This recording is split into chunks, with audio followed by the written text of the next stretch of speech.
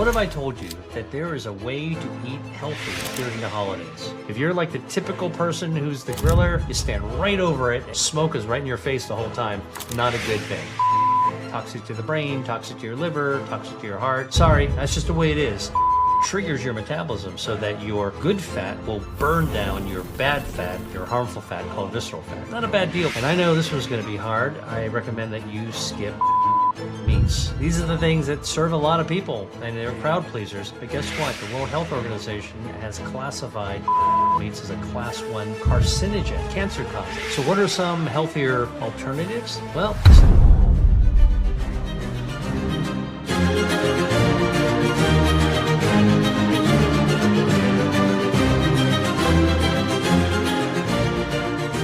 today, we're going to be diving into the best ways to eat healthy during the holidays. Any holiday, all right? And I'm going to tell you why it matters, what the science says, and what you can actually do about it. You ready? Let's get into it. The big question is, what are the best ways to eat healthy when you're celebrating a holiday? Regardless of your religion or culture, you're going to have some winter holiday where food is a big part of the tradition. Then in the spring, there are spring holidays, right? Celebrating the coming of the warmer weather, many events occur during the spring. The summer festivities are filled with food as well. Not always the healthiest kind, at least that's what we think. Okay, so what is the smartest approach to eating foods during the holidays if you're interested in health? Well, I have some recommendations for you as a doctor, as a scientist, as somebody who studies food as medicine for health and longevity. And I want to share those ideas with you. First thing is actually to approach holiday foods positively, all right? I want you to lean into your holiday meal, whether you're meal planning or just visiting to eat, and I want you to focus on the healthy ingredients. So if you're planning meals, build your meal plans around healthy ingredients and a healthy cooking method. You know, do use extra virgin olive oil. Do try to go to the produce section to figure out what you can get fresh. Do use fruits, vegetables, nuts, legumes, herbs, and spices, healthy oils. Like choose from the good stuff, and that way the food is all going to be good as well. And here's the other thing. Holiday meals, often about abundance, right? Think about all the different kinds of side dishes you can actually serve, so you can squeeze in a lot of interesting, healthy foods involving veggies and whole grains and fruit. Another thing for health during the holidays, general principles, cook everything yourself if you can. I know it's a lot easier to order it pre-made or delivered over to you in gigantic batches, but honestly, if you look at the healthiest food traditions and food cultures around the world, they take pride in making everything from themselves from scratch. You know why? Because then you know everything that's in it, all right? You don't need some factory to put artificial coloring, artificial flavoring, artificial preservatives. By the way, a common artificial preservative is called potassium sorbate. Guess what that does? Recently, it's been shown to damage your gut microbiome. Healthy gut. Nah, you don't want that, and it's so common, all right? I found this out because I was going around looking at some sauces that I was interested in getting. I picked it up, and potassium sorbate, commonly, like one after another, I was picking it up. It was always in there. I looked it up. Holy cow. It actually can hurt the gut microbiome, all right? Cook everything yourself. You know what's going to be in it. Use healthy oils like extra virgin olive oil. Minimize salt. Don't add any artificial sweeteners at all. Minimize the sugars, all right? And if you're a baker, by the way, if you like to bake, please, I strongly advise using those artificial colors that come in the plastic squeeze bottles. Those artificial colors, you know, the red 30, red 40, you know, yellow 30, they're not good for you. And when those little plastic bottles, they're going to be shedding microplastics, which you don't want in your food either, okay? Make pretty cookies, but those chemicals, not so good for your body, all right? Go light on meat. That's the other thing I'll tell you. You're going to plan a holiday meal. Even though red meats are often tradition, you know, I totally get it. I understand. But go easy on it. Go down on it. Don't make so much. Make sure there's other dishes around it offset so this isn't only a carnivore's meal. And I know this was going to be hard. I recommend that you skip processed meats. You know, the sausages, the hot dogs, the cold cuts, deli meats. These are the things that serve a lot of people, and they're crowd pleasers. But guess what? The World Health Organization has classified processed meats as a class 1 carcinogen, cancer causing, and with good reason, okay? The studies have shown that eating a lot of processed meats increases your risk for digestive cancers like colon cancer. Well, of course, you got to put all this processed food, processed meats into your gut, and it's going to go right down eventually to your colon and hurt your gut microbiome. All right. So what are some healthier alternatives? Well, seafood being one of them. You ever hear of the Feast of the Seven Fishes? Healthy, tasty Mediterranean meal. Chicken, a good choice. Turkey, a good choice. Duck, I love duck. All delicious choices you can actually make that are a little bit better than red meat. So consider those. Now, obviously, how you cook your proteins can make a difference, right? You ever heard of deep fried turkey? Turkey meat is not so bad for you, but deep frying it, not a good choice. The frying actually creates acrylamides, which are actually plastics that actually have toxic effects in your body as well. All right, deep frying, that golden brown, that's a chemical reaction called the Maillard reaction that exactly generates those harmful acrylamides. Look, every now and then you have it, you're going to be fine. Once a year, okay, but whatever it is, don't do it often and don't eat too much of it when you have it in front of you. Here's another one that you want to actually be very cautious about in terms of the methods of cooking if you want to eat healthy during the holidays, and that's grilling your food. Summertime, bust out that grill. Man, it's like reminds me of the summertime, all right? But be careful, grilling meat produces carcinogens because the oils and the amino acids and the proteins, they drip from the meat, especially red meat, right into the flames, and poof, there's this like nice magic smoke. It's the stuff that smells really good in the barbecue. If you're like the typical person who's the griller, you stand right over it and this nice, delicious, aromatic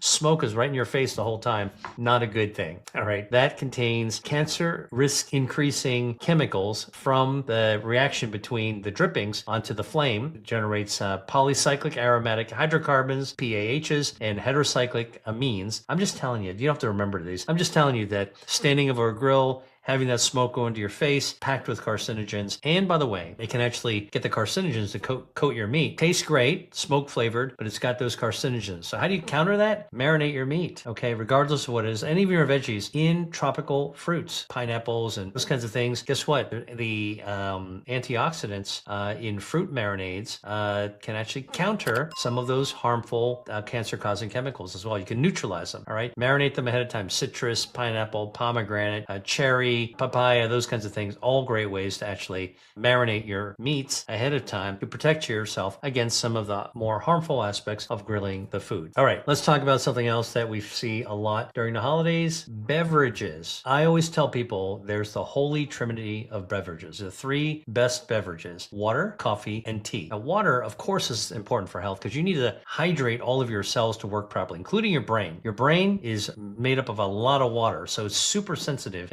for being dried out. But water is good for you. Coffee. I love coffee. Great for waking up in the morning, give you that morning buzz.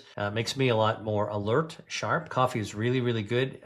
Coffee's got caffeine, good for brain health, better cognition, but it's also got chlorogenic acid. This is a natural bioactive, a natural chemical found in coffee beans, found in coffee grounds, and found in a cup of coffee. Benefits your circulation. Anti-inflammatory, good for your overall health. Has cancer-starving properties as well. All right. So chlorogenic acid, good overall, and it activates your metabolism. How does it do that? Well, it helps a kind of fat in your body called brown fat burn down harmful visceral fat. So drinking a cup of coffee has chlorogenic acid. That chlorogenic acid gets in your bloodstream and triggers your metabolism so that your good fat called brown fat will burn down your bad fat, your harmful fat called visceral fat. Not a bad deal for the first thing in the morning, right? By the way, coffee is also good for gut health. And so here's the thing about coffee that makes it versatile for the holidays. It's beneficial when you have it hot, whether you have it cold. When you have iced coffee, you still get the benefits from it. And here's a pro tip I want to give you about coffee. Black coffee is always the healthiest version of coffee to have. And the reason of this, if you add dairy to it, cow's milk, cream, half and half, all those traditional things you would add to coffee to cut it, guess what? The fat from dairy actually makes it harder for your body to absorb the good stuff, the chlorogenic acid, forms little soap bubbles around it. Now you can use the nut milk and you'll be fine. Almond milk, soy milk, cashew milk, all that stuff is fine. They don't absorb with absorption, but cow's milk does. All right, so that's a little tip for coffee. And the same thing is true with tea. Tea has got catechins in it. Those are polyphenols that actually do all kinds of good things for your body, lower inflammation, improve your metabolism, actually even activate your stem cells to help you heal from the inside out. The good news about tea, you can have it just like coffee in different ways, all still good for you. Hot tea, iced tea. By the way, you can even use tea in your cooking, like in a stew. That's all good. Just don't add extra sugar. Don't add dairy fat.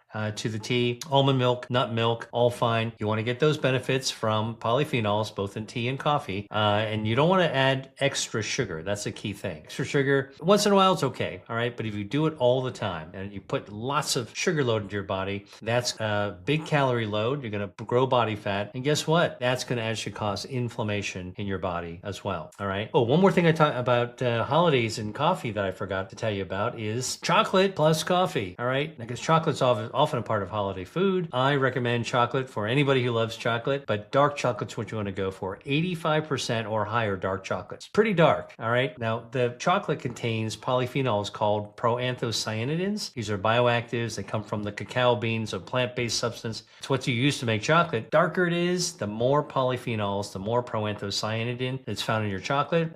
Good for you. Antioxidant, protects your DNA, lowers inflammation. Okay, good for your metabolism. But dark chocolate, 85%, pretty bitter. Okay. Now, some people like it. So I'm going to suggest if you are somebody who doesn't really like really dark chocolate, hey, here's a tip. Pair the dark chocolate with coffee. Chocolate plus coffee equals mocha. All right. So here's a perfect way to celebrate a holiday with a healthy beverage that's twice as beneficial because you've combined the coffee and the chocolate. Let's see if I can offer you some more practical advice. If you're entertaining and you are taking all this time to select healthy choices for your guests and for yourself, you know what? When you're actually eating, tell your guests why you chose the food, all right? From a health perspective, make that part of your conversation. If you look at the healthiest cultures in the world, Mediterranean, Asian cultures, food cultures, you get people together. People are talking about their food. And if somebody's a host, everybody's talking to the host about the food that they've cooked. Talking about it actually helps to actualize what you've done in your mind. All right. And by the way, when you do that, realizing during this holiday, you are giving a gift to your friends, your family members, your guests. Speaking of eating, one of the things I want to actually tell you is also practical, and I wrote about this in my book, Eat to Beat Disease. Please quit the Clean Plate Club. You know what I'm talking about. When we were kids, our moms told us, whatever you put in your plate, you better clean it off. There's people starving in, name the country. All right. Clean Plate Club, actually, that came out during World War I, brought back during World War II. Not even relevant today. That was to save food for soldiers, etc. But listen, today we live in an era of abundance, and a lot of the chronic disease burden that we're dealing with has to do with the fact that just because we have it around us doesn't mean we should stuff ourselves to the gill with it, and yet many people do. Here's how you quit the Clean Plate Club. Number one, don't put too much on your plate. Whatever you think you might put, take a third less. Leave white space on your plate, okay? Number two, eat it slowly. It will actually fill you up if you eat slow. If you wolf food down, guarantee you're going to feel like wolfing more down. Eat it slowly, and then the hormones in your stomach will signal to your brain as your stomach is filling up slowly. Hey, back off now. I think we're kind of full. So don't take too much. Eat more slowly, and never go back for seconds, no matter how good it is. All right. Leave yourself wanting for more. That's actually what's really important. And when you're, sampling different holiday foods, choose the ones that are healthy first. Pick some of the veggies up and put them on your plate. Not too much. Even the veggies, even the good food, don't eat too much of that. All right. So let me back up again. We talked a lot about different foods for the holidays. Let me give you kind of like some standout foods that you might think about. I like to host and I like to cook, so I'm just telling you from my own experience. Some standout foods that contribute to health if you're planning foods for the holidays or you're actually eating foods for the holidays and you want to actually know what you should pay attention to.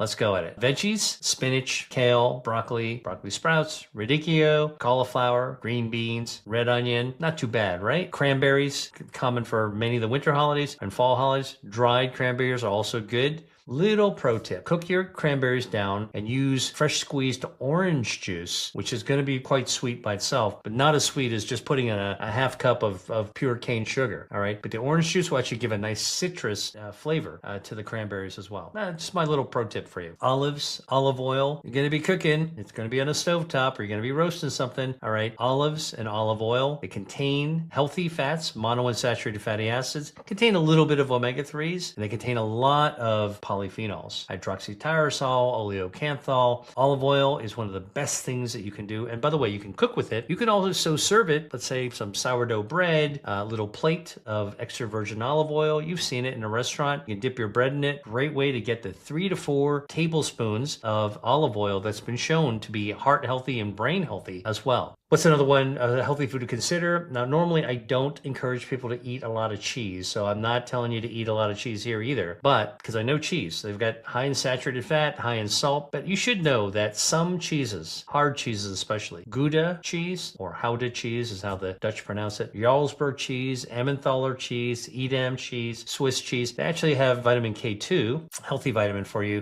can be good. Parmigiano Reggiano cheese, the Italian big orange wheels, you shave that onto your pasta. Absolutely delicious. Also is a probiotic in it because there's some healthy gut bacteria that you can actually get from eating Parmigiano Reggiano cheese. Camembert, another healthy cheese, good for your gut. Whole thing is, I'm not encouraging you to eat cheese. I'm just telling you, when you see cheese around the holidays, you can pick out specific ones and know that eating a little bit might actually be not so bad for you. In fact, might even be good for you. Now, the other thing that you're going to see around my table around holidays are dried fruits and tree nuts, which is a good mix. Dried apricots, dried cranberries, mix it with walnuts or almonds.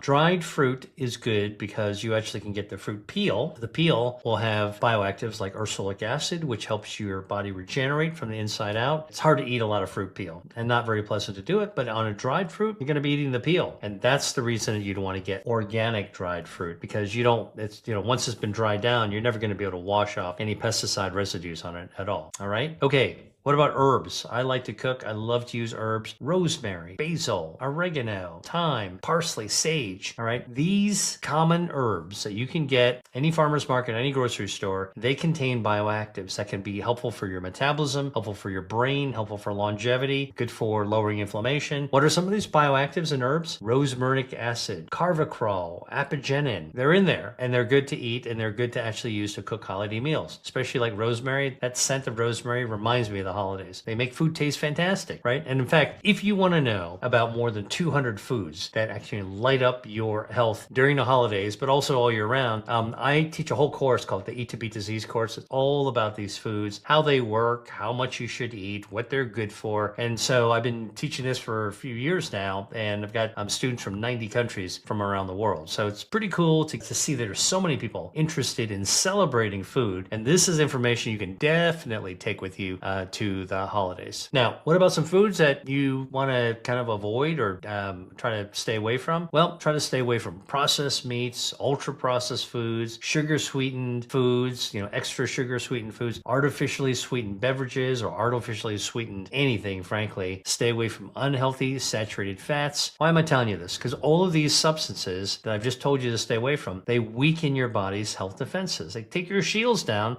Best to avoid them if you want a healthy holiday meal. I don't want you to go crazy over thinking about how to eat healthy during the holidays, but if you're mindful and make it second nature to think about what's good for you and what you would serve to other people that'd be good for them, you're going to be kind of confident in how to actually make good choices. And avoid drinking alcohol in excess. Alcohol, toxic to the brain, toxic to your liver, toxic to your heart. Sorry, that's just the way it is. That said, I do understand that alcohol has been used to celebrate big events in lives of humans ever since, humans started to ferment grains. So leave it to wine, little champagne, little beer. Don't overconsume. If you overindulge, your body's going to pay for it and you'll know it. So stay away from high sugar. Obviously, lots of extra added sugar raises your insulin levels. This increases in your bloodstream something called IGF-1, insulin-like growth factor 1. A little bit's good for you. Too much, very dangerous for your health. Even linked to triggering the growth of cancer. All right. So I've just given you a bunch of things that I think you're going to actually enjoy holidays if you know that some of the foods that I've talked about in this video, you can eat